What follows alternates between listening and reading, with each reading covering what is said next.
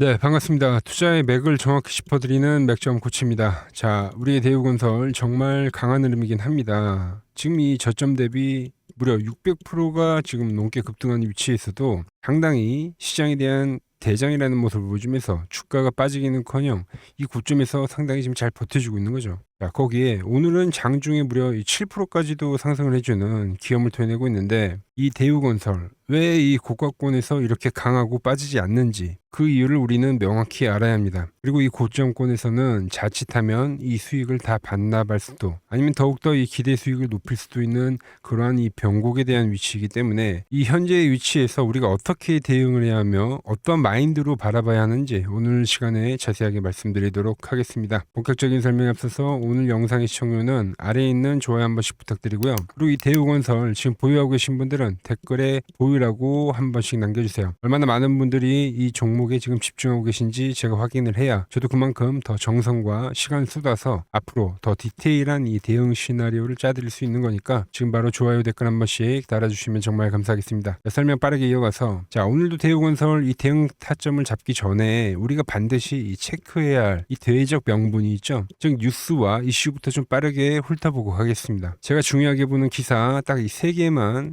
짚어보고 그리고 타점 설명을 이어갈 건데, 먼저 오늘 아침에 나온 이 따끈따끈한 소식입니다. 이 대우건설이 올해 도시정비 사업에서 벌써 이 2조 원을 돌파를 했다. 작년 전체 수주액의 절반을 지금 딱 3개월 만에 지금 갈아치우는 겁니다. 다른 건설사들은 공사비 때문에 이 주춤을 할 때, 지금 대우는 올해 지금 공격적으로 지금 시장을 먹어치우고 있다는 게 핵심이 되는 거죠. 자, 건설만 잘하는 게 아닙니다. 지난달 주주총회에서 대표이사가 직접 못을 박았죠. 자, 체코 원전 본계약이 이제 코앞이라는 말을 했습니다. 올해 수주 목표가 무려 18조 원인데 이건 이제 창사 이래 최대 규모입니다. 자, 원전하면 물론 우리 기술도 있지만 실제 이 시공과 그리고 거대 인프라를 담당하는 이 대우건설의 몸값이 현재 리레이팅 되면서 엄청나게 주가가 펌핑이 되고 있는 겁니다. 그리고 최근에 이제 3월 달에 나온 뉴스, 자, 거기에 중동만 바라보는 시대는 이제 끝난 거죠.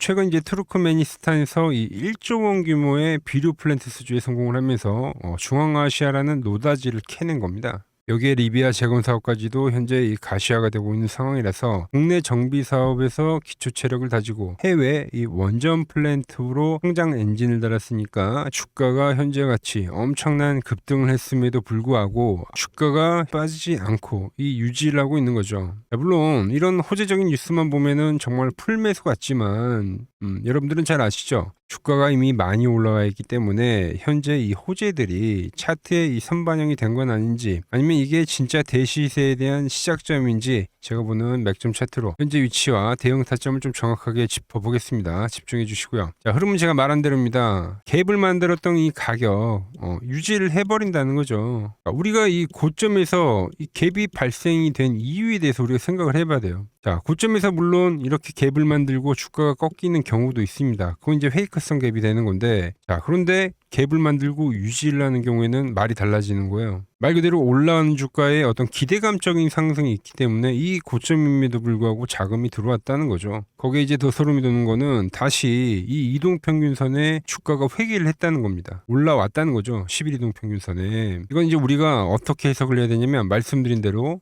호재들이 물론 선반영이 되긴 했지만 이 추가적인 내용이 남았다는 거죠. 주가가 그러기 때문에 빠지지 않고 버틴다. 우리는 이거를 시간 조정이라고 부르는 겁니다. 시간 조정. 즉 이 횡보 이후에 다음 파동에 대한 가능성은 충분히 열어둬야 된다는 거죠. 자, 그리고 지금은 이 20일 이동 평균선이 올라올 때까지 기다려주고 있는 거죠. 주가가 고점에서 횡보를 하면서 이게 올라오면은 이 주가가 깨지고 밀린다 하더라도, 제가 이제 매수를 하자고 했었던 이 갭라인 때에 대한 가격 있잖아요. 자, 그러면 이제 우리는 이 15,000원 라인 가격 기준으로만 대응하면 된다는 거예요. 그러니까 버틴 만큼 시간이 우리의 편으로 와버린 거죠. 그러니까 시간 조정이 발생이 돼서 이동평균선이 올라오는데 주가가 빠지더라도 여기서 이제 이렇게 급반등이 나온다고 하면 우리에 대한 가격을 터치 안 하는 겁니다. 깨지면은 거기서는 대응을 하면 된다. 자, 그리고 밀리지 않고 그냥 버텨버린다면은, 자, 이 음봉들 있죠. 이 음봉들이 전부 이 음봉 매집이 되는 겁니다. 음봉 매집. 갭에서 돈을 들여서 매수를 했었던 세력이 그 가격을 지키면서 의도적으로 주가를 누르면서 이 가격을 훼손 안 하고 그냥 추가적인 매집을 한다는 거죠. 자, 이 말 역시 방향성이 나오면은 다시 한번 돌파를 만들 그 가능성을 암시를 하기도 한다는 거죠. 자, 이거는 이 대우건설만의 이야기가 아닙니다. 제가 계속 같이 강조를 하는 이 DLENC조차도 똑같은 모습을 하고 있다는 거죠. 직전 고점을 돌파를 만드는 갭을 만들고 현재는 이동평균선에 대한 지지를 만들면서 이 구간 있죠.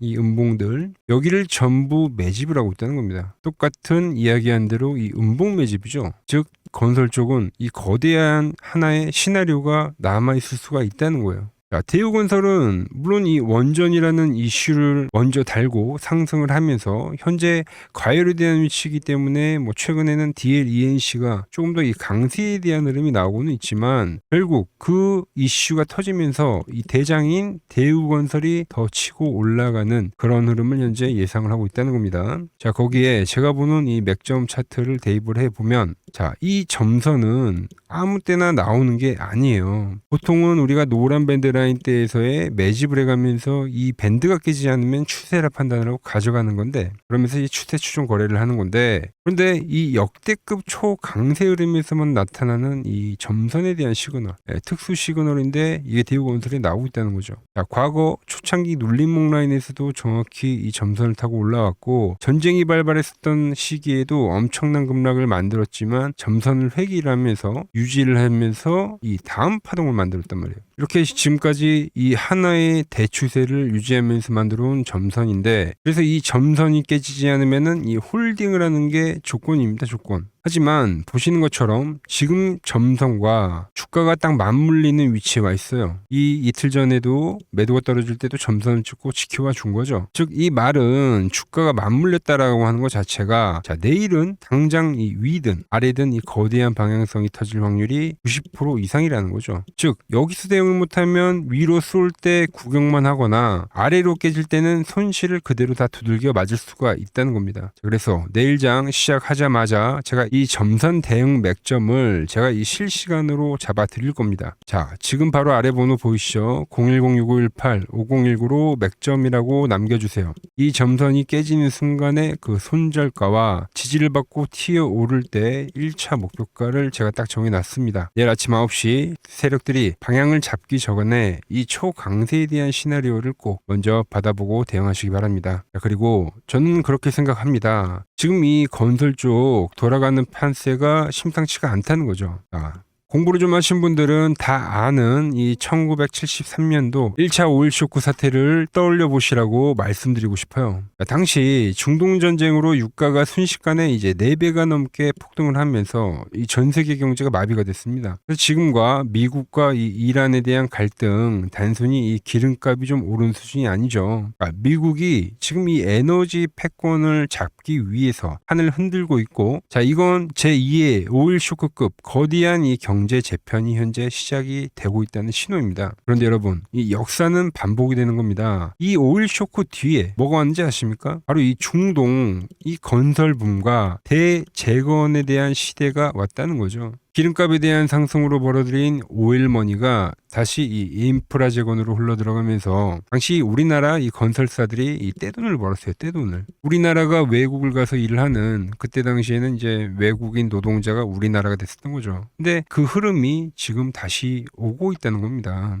미국과 이란에 대한 긴장이 극에 달하면 달할수록 역설적으로 포스트워 재건에 대한 기대감은 수면 아래에서 폭발하고 있는 거죠. 왜 지금 세력들이 왜 조용히 제가 말한 이 재건주와 이 건설주를 매집을 하고 있을까요? 이 음봉 매집에 대한 이 이유를 우리가 알아야 된다는 거죠. 너무 지금 이 73년도와 데칼코마니지 않습니까? 전쟁발 유가 쇼크가 이제 정점을 찍고 나면 그 다음 수백조 규모의 이 재건 시장이 열립니다. 73년도에 영광을 재현할 이 제2의 중동붐 핵심 종목 여러분은 준비가 되셨습니까? 제가 오늘 이 거대한 역사 흐름 속에서 제2의 오일 쇼크 수혜주와 미 이란 종전 재건 관련 대장주를 제가 맥점 차트로 완벽하게 뽑아놨습니다. 지금 이 73년도의 기회를 놓쳤던 우리 선배님들처럼 후회하지 마시고 지금 바로 아래 번호 보이시죠? 010-6518-5019로 재건 또는 73년도라고 문자를 남겨주세요. 자, 이 거대한 시나리오가 현실이 되는 순간 이 시장의 판도는 완전히 뒤바뀔 겁니다. 남들 뉴스를 보고 뒤늦게 뛰어들 때 우리는 이 맥점 차트로 미리 길목을 지키고 있어야 한다는 거죠. 자, 오늘 제가 준비한 내용은 여기까지고 역사는 반복된다고 말씀드렸죠. 자, 73년도에 이 오일 쇼크 때 준비된 자들은 불을 거머쥐었고 이번 이 미-이란 갈등과 재건 이슈라는 이 거대한 파도 위에서 여러분들도 반드시 이 기회를 잡으셨으면 좋겠습니다. 자, 제가 잡아드린 이 점선 맥점 하나가 여러분 앞날을 바꿀 수도 있는 겁니다. 혼자 너무 고민하며 시간 보내지 마시고 자, 제가 정리한 이 긴급 재건 시나리오 내일 아침 전까지는 꼭 받아보시기 바랍니다. 아직 문자 안 남기신 분들은 아래 번호로 재건 또는 73년이라고 지금 바로 남겨주시면 됩니다. 오늘 제가 준비한 내용이 여기까지고 오늘 영상이 도움이 되셨다면 구독과 좋아요 부탁드리고요.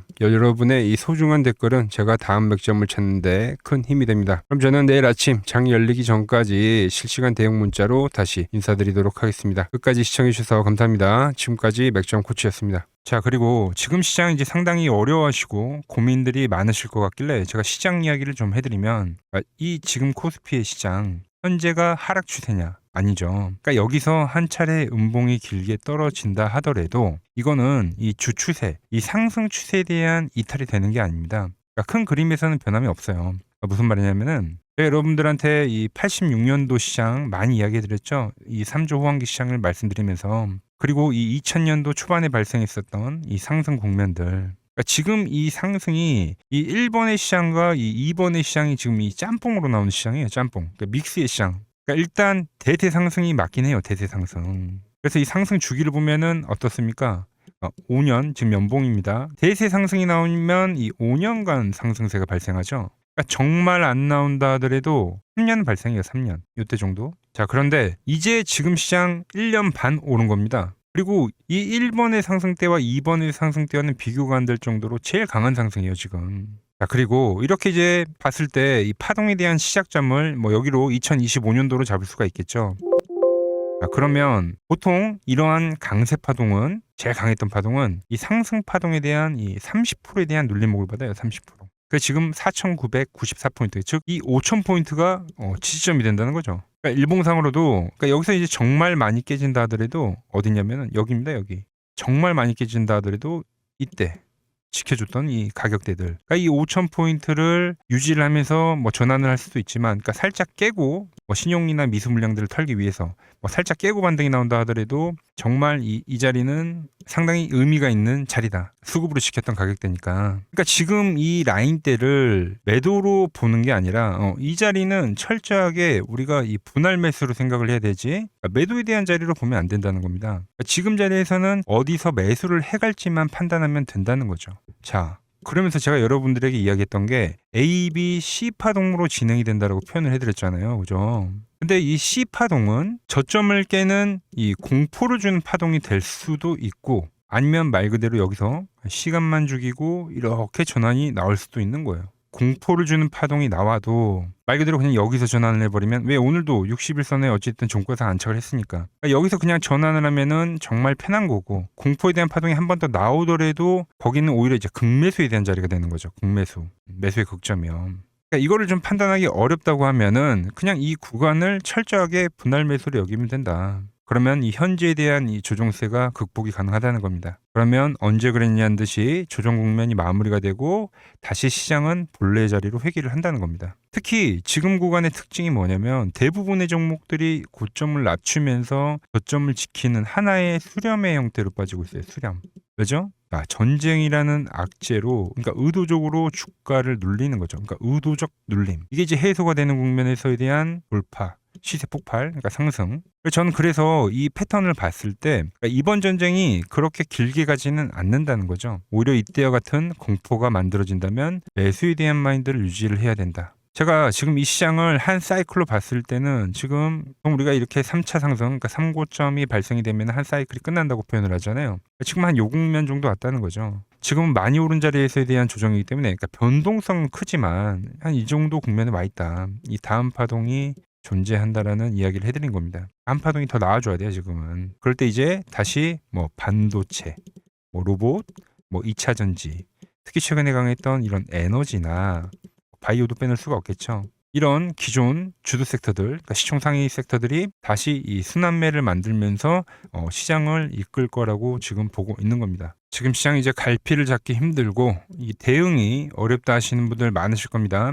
저 맥종코치와 함께 하신다면은 지금 이러한 이 큰 그림 안에서 이미 짜인 이 시나리오대로 움직일 수가 있다는 겁니다. 지금 같은 시기에 혼자 너무 고민하지 마시고 저와 함께 이 시장을 좀 잘 극복해 나가시길 바랍니다. 저와 끝까지 함께 가보실 분들은 이 아래 번호로 이렇게 맥점이라고 문자 한 통 남겨주시면 됩니다.